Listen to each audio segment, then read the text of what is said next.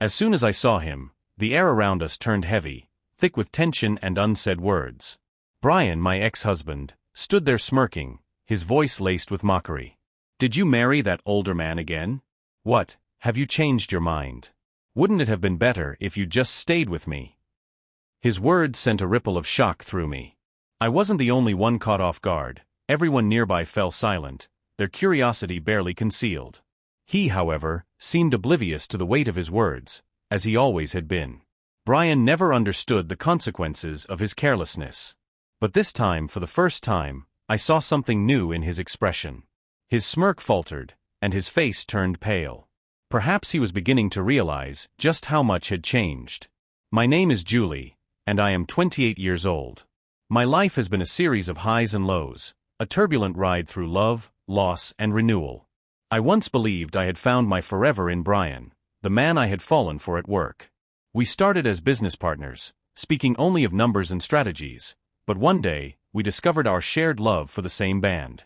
That simple connection pulled us closer. He was passionate, ambitious, and quick to smooth over conflicts, and I mistook that for kindness.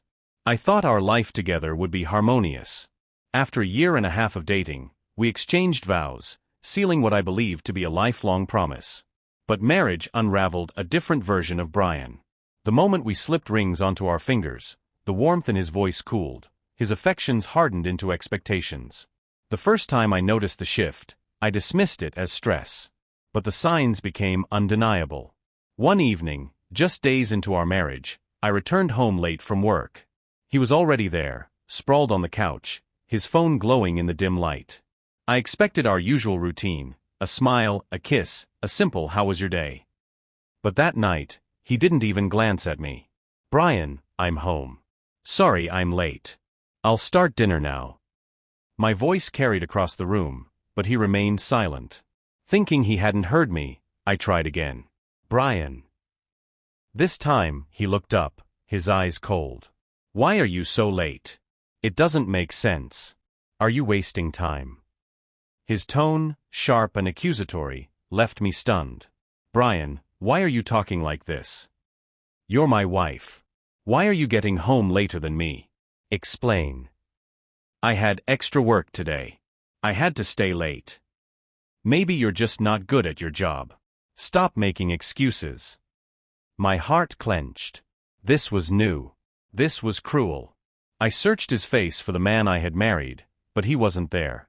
That night, even after I made dinner, his criticisms continued. "This food is too bland. If this is all you can cook, are you even fit to be a wife?" The belittling didn't stop.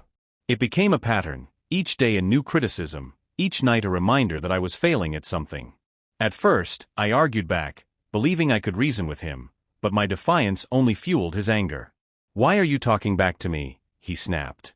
"I work too, and I also take care of the house. Can't you appreciate that? You're the wife.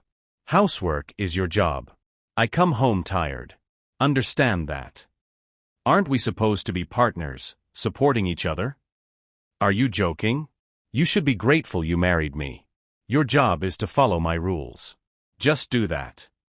The kind, loving Brian I had known was gone. Perhaps he had never existed at all. A year passed, and I found myself living in silent endurance. My days blurred into chores, obligations, and unspoken resentment. The only solace I found was in my job, especially in my friendship with Sarah. She was the daughter of one of the company's high-ranking executives, but she never carried herself with arrogance. She was warm, bright, and most importantly, kind. During our lunch breaks, we'd sit together, her presence a small refuge in my crumbling world. "Julie, I finally set up a date with that guy we talked about," she beamed one afternoon. Her happiness was infectious. "That's great, Sarah. I'm happy for you. It's all thanks to you.